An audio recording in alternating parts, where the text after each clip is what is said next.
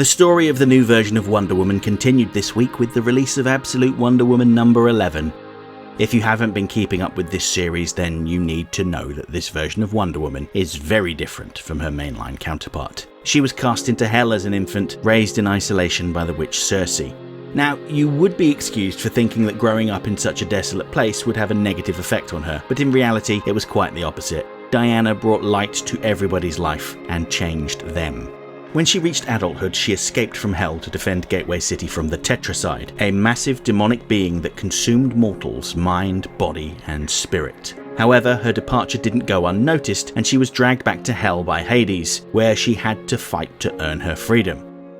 Now that she's back on Earth, Diana establishes a home for herself in the wilderness, but before she can get too comfortable, tragedy strikes. Gateway City was under attack from some mechanical spiders that were released by Dr. Poison, a gaseous entity that worked for Veronica Cale in the US military facility, Area 41. Dr. Poison tells Diana about the labyrinth hidden beneath Area 41 and how it is home to all sorts of undesirable creatures, including an Amazon. So Diana cast a spell which allowed her to enter the labyrinth without being detected.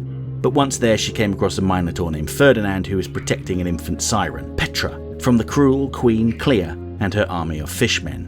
While Ferdinand sacrificed himself to allow Diana to get Petra to safety, Diana refused to leave her new friend behind and she went back for him. However, Queen Clea's forces threw a hallucinogenic powder in Diana's face, causing her no end of confusion, although it didn't dampen her heroic spirit.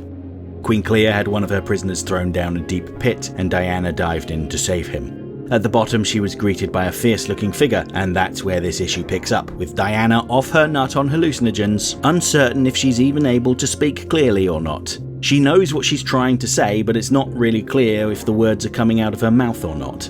While her ears may be betraying her, she has faith in her words, and tries to cast a spell to reduce the impact of the drugs. It's here that we see that the hulking figure is not quite as mean as they appeared to be. They clearly have no interest in harming Diana or the scientist, although, much to my amusement, they ask the scientist to make some loud shrieks of horror and agony so that Queen Clea believes he's being murdered. With their deception complete, they pick up the unconscious Diana and take her away. And the identity of this mysterious figure isn't hidden for too long. There had been speculation that this could be a hitherto unseen deity, maybe another one of Wonder Woman's traditional enemies reimagined as an ally, but no. It is Io, one of her fellow Amazons. In the mainline universe, she was the chief blacksmith of Themyscira and lover of Queen Nubia. But here, she's a fallen Amazon, someone who died in battle, or at least thought she had died, and then found herself trapped in the labyrinth for an indeterminable amount of time. Io has never met Diana, but she tells her that she knew her mother, Queen Hippolyta, and her dreams of having a daughter, who she would name Diana. It's noteworthy that, despite her harsh environment, Io retained her humanity and her decency. She has crafted a small community of those that were also trapped and tried to maintain peace between the people. There once had been a savage beast at the bottom of the pit, and Io had attempted to keep things friendly between them, but when the beast attacked her, she was forced to kill it. Queen Clea has no idea that the vicious beast is no more, which is exactly how the dwellers of the pit like it. Clea keeps her distance, completely ignorant of the growing society beneath her feet. It's also worth noting that Io has tattooed a map of the labyrinth onto her arm and shoulder, a parallel to Diana's own tattoos which indicate her magical prosthetic limb. They are both kindred spirits, Amazons separated from their people, forced to make the best of the hellish environment they live in. Diana had shown compassion and kindness towards the beasts of hell, as seen in a flashback where she shows the goddess Artemis that you don't always have to go in guns blazing. Sometimes making a deal is just as effective. And Io had done the same thing to the creatures around her.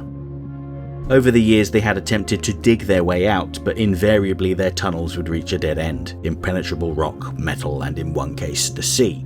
Diana notes that it's a testament to Io's character that she didn't just break through to the sea and swim to safety. An Amazon could easily do that, but instead she thought of the others and worked with them to patch the leaks while they sought out an alternative.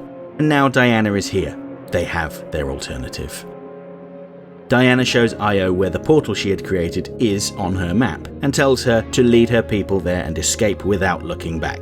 She had pledged to save as many people from the labyrinth as possible before she destroys it, and that was more important to her than her own safety. Diana would not be accompanying them, however, as she is determined to rescue Ferdinand the Minotaur, who had sacrificed himself to save Diana and Petra in the last issue. On the way back to Clea's throne room, Diana comes across what I can only describe as a broken spirit that meekly writhes around the hallucinogenic plants. Diana seems to know what it is and offers to make it whole again and free it from the labyrinth. When she flies out of the pit to confront Clea, she quickly revives Ferdinand, who keeps the fishmen busy while Diana attempts to talk to Clea. We're shown that Clea's trident has a section that looks very similar to the spirit, and Diana attempts to make an offer, but is rudely interrupted by Clea, stabbing her in the guts. It might seem like all is lost, but in reality Clea has played into Diana's hands, and she hurls the trident to the spirit at the bottom of the pit. The spirit emerges, now taking the form of the trident, and aligns with Diana, who promises that Clea will get her trident back, just not in the way she was expecting. So yes, quite a lot happened in this issue. Diana found the Amazon hidden in the maze. She led them to safety, and she healed Ferdinand. She also showed her enemy mercy by offering to make a deal with Queen Clea, who callously dismissed her offer by trying to murder her.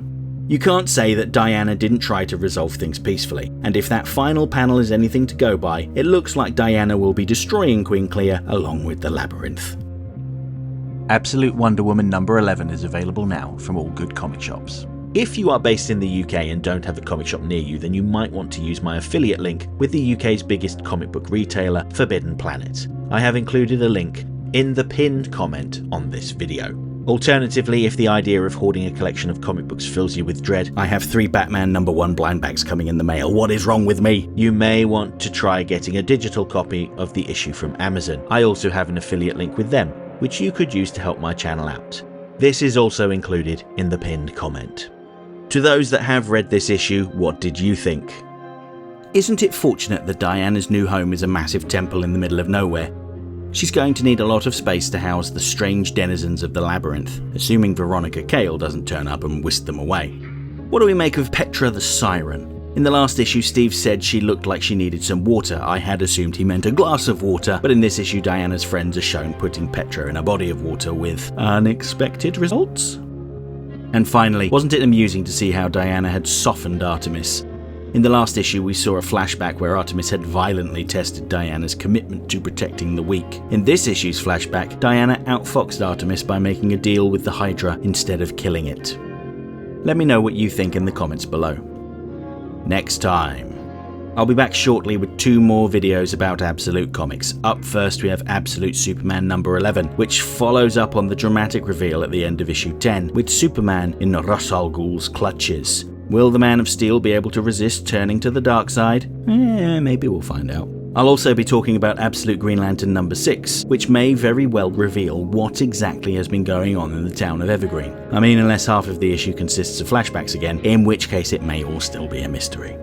And next week there's only one Absolute book coming out, Absolute Batman 12, so I'll release an extra video looking at the brand new Batman series written by Matt Fraction. This is the 4th time that there has been a new Batman number 1, and much like those other number 1s, it looks to set the tone for what's to come for the next couple of years. So that seems like something I should be talking about. Hope to see you then.